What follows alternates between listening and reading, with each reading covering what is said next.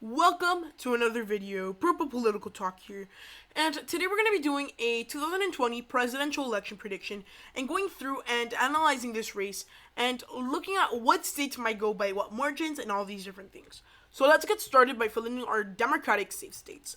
So, as of right now, Democrats have a pretty strong hold on their safe states. Compared to the Republicans, who are in a rocky boat on some of their safe states, and even some of them have moved out of the safe column into the likely and lean column, Democrats are a good standing amongst the nation. Does that mean they're guaranteed to win the election? No.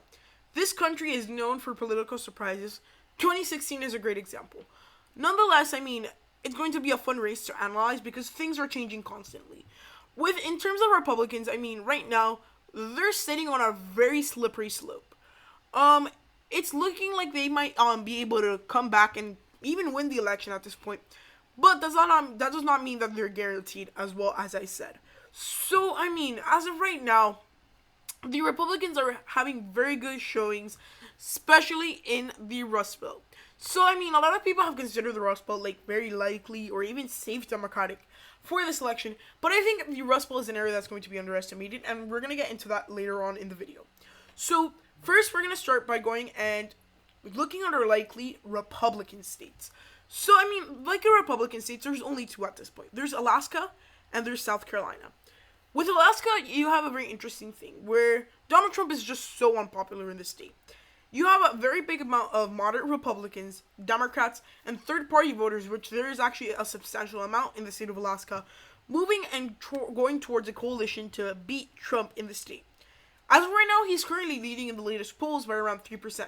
I don't usually use polls to make predictions, but I think Alaska is a very interesting state when it comes to politics, and it has been for a long time. Here, I think Donald Trump will still pull off the victory, but probably by less than his campaign would have wanted. I think he could have done. He's going to win by around anywhere from 5 to 10 points is ballpark where we're looking at. South Carolina is going to be a very similar scenario, but it's also because there is very high African American turnout. This state is actually not more about people hating Trump and the base hating Trump. It's because this state actually really likes Trump. What really does not help is the African American turnout for the Republicans at least. African American turnout is very high, and that vote usually goes to the Democrats, especially when you have someone like Joe Biden who served in the Obama administration and is likely to pick a woman of color for his VP slot. So these are two likely Republican states. Let's go on to our Democratic likely states.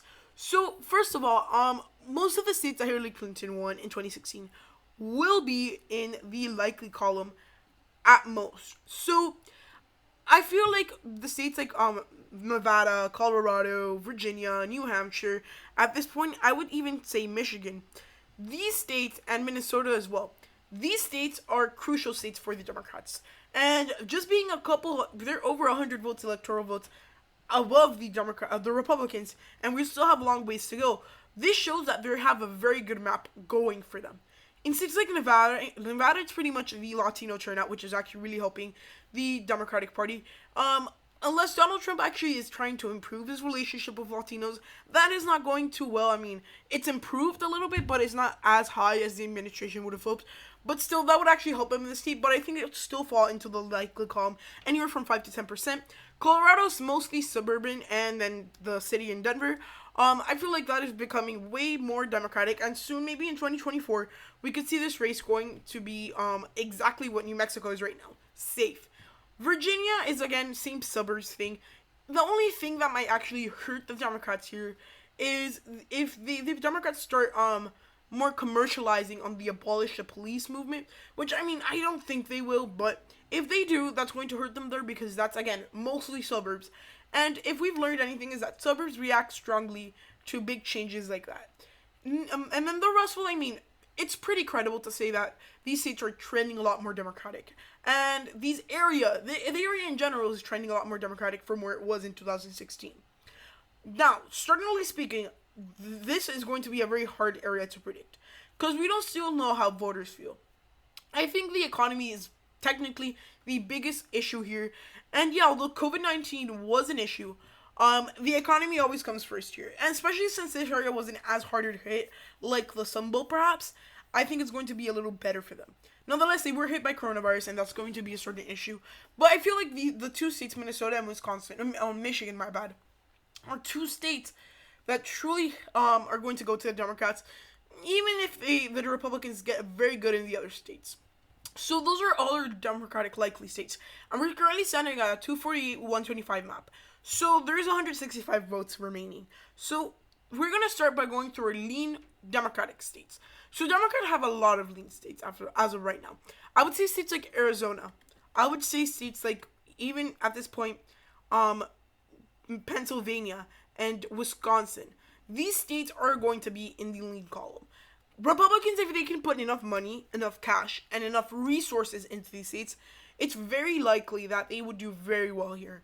Now, where does it really shift? Democrats have good bases here. Now remember, Democrats, the problem with the Democrats and why they don't win constantly elections, because if it was for real, I mean, Democrats would be winning every single election. It's all about turnout. If Democrats can't get enough turnout in these states, that's going to be a problem for them. And essentially, turnout is what is key in the Rust Belt, especially amongst the inner city voters, which usually tend to vote Democratic, and just regaining of the working class vote. So, I mean, as of right now, I would consider these states in the lean column, especially in the Rust Belt. Things didn't change, and I mean, maybe a couple weeks ago, these could have been even in the likely column. But I think since Donald Trump has been improving the post-COVID economy, that's really going to help him in the Rust Belt. Arizona is being hard hit by COVID-19, and that's a thing that's going to be helping Joe Biden. Now, at this point in time, I mean, Democrats have been slated to win here, with the Senate race being very, very, very contested, but pretty much almost guaranteed to go to the Democrats. But I think also that Joe Biden has a very good appeal to the Arizonan voter. The Arizonians are very, very moderate, and I think it's very interesting to see that a couple years ago, you had someone like Mitt Romney or John McCain winning these races by 9 points, 10 points, 15 points, especially in John McCain's scenario. But still, it's going to be interesting to see because this state has been rapidly trending Democratic. And Joe Biden's being moderate is really helping him in that state. So I feel like the state of Arizona is going to be in the lean column. It could probably even push up into the likely column if he gets enough momentum to swing it even more. But as of right now, that's where it stands. So, what are the lean Republican states? As of right now, there's a couple. We have Texas, we have Georgia, we have Ohio, we have Iowa, and we have the 2 districts. So as of right now, these couple of districts are very interesting, and these states actually. I'm going to go one by one and going to be talking about them. So Texas, it's going to be a closer race than a lot of people expect. Probably around anywhere from 3 to 5 points. I personally do not believe the forecasts or the models, or like 538 showing that Joe Biden is currently in the lead here. I don't feel that's going to happen, considering that, look, Beto O'Rourke was a very good candidate. Yeah, some trends are showing Democratic growth rapidly. But I generally feel like Texas is still not ready to flip, and it's not probably going to. Remember that Trump has a very big base in Texas. And yeah, you still have those Democratic voters that are fired up to vote. But still, remember that Beto O'Rourke, if a lot of people are comparing this race to Beto O'Rourke's race, Beto O'Rourke was an amazing candidate, and he was handmade to run for Texas Senate. Now, Joe Biden is not a Beto O'Rourke. He's not that type of campaigner. He's not as enthusiastic. He's not as charismatic. And that really comes to show in some of these races. I mean, the only major flaw, I guess, that Joe Biden's campaign has is just Joe Biden's charisma. If Joe Biden's charisma was a lot higher and he wouldn't do that too many gaffes and things like that, Joe Biden probably would have won this election already by landslide, and if we called already, I mean, there's no way to contest it. But since Joe Biden has those political flaws, that's really going to hurt him in some of these races. So Texas, I feel right now, is a little bit overrated for the Democrats. I think the GOP will still win here by around 3 to 5 points. Georgia, I mean, Democrats have a nice shot winning here, especially if African-American turnout is high. But, I mean, it's still considerable for the Republicans. They have a nice base here. Yeah, there's a lot of moderate Republicans here, and they generally like establishment Republicans more than like the more Trump-based outsider Republican. But, I mean, still, Georgia is pretty solid for the Republicans. I think it's going to be it's going to be a little hard for Democrats to win here. But I mean, it's still in the playbooks. I mean, if they, I'm considering this like at 50% kind of performance for each political party, like average performance. If Democrats spend a lot of money in the state of Georgia, they easily could win it. But as of right now, I'm not seeing it. Iowa and Ohio are pretty same votes. Very big Republican bases. And these states, when they flip, it's because either it's African American turnout flipping, and also a very big flip in the moderate Republican vote. Because these states have a very big faction of very outsider, more right-wing voters. And then you have the moderates, and then you have the Democrats. So it's crucial to win over moderate Republicans and things like that. But I think how the political conditions are in these states, Republicans are doing pretty well when it comes to presidential elections in these races. Because look, Republicans, this is a white working class area. Iowa, Ohio, and let's even include Nebraska's second congressional district in this. But these two states, they're conservative at their root. We've seen only them flip in very progressive candidates. Joe Biden is not a progressive candidate. Obama was a progressive candidate. And we can make a comparison that that Joe Biden is Hillary Clinton's political views, technically speaking, but as a man and not like he's kind of popular.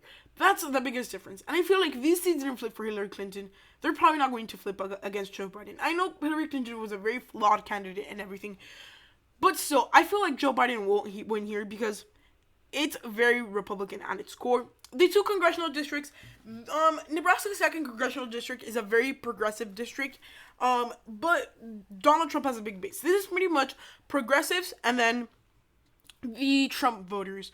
So the big thing here is that the progressive vote only goes and votes by big numbers when they have a progressive candidate. In this case, Obama, or if Bernie Sanders ran, this district could probably gone to him. But I mean, since it's Joe Biden, a moderate moderate Democrat, he's not gonna win that race, I feel. And Donald Trump, since he has a nice base in Nebraska and has kind of all his corners covered, I think he has it good there. And when it comes to Maine's second congressional district, yeah, there's like a lot of movement for Democrat in that district, but it's a conservative district again at its core. It takes a very good moderate / conservative Democrat to flip it. And considering the fact that this is mostly rural areas, so the economy might not have been as hard hit as maybe a state like Florida or Arizona, that coronavirus simply tore down the whole thing. So right now we have 205 for the Republicans and 289 for the Democrats. Democrats have already reached the 270 votes necessary to win the election. Nonetheless, let's go through and finish filling up our map.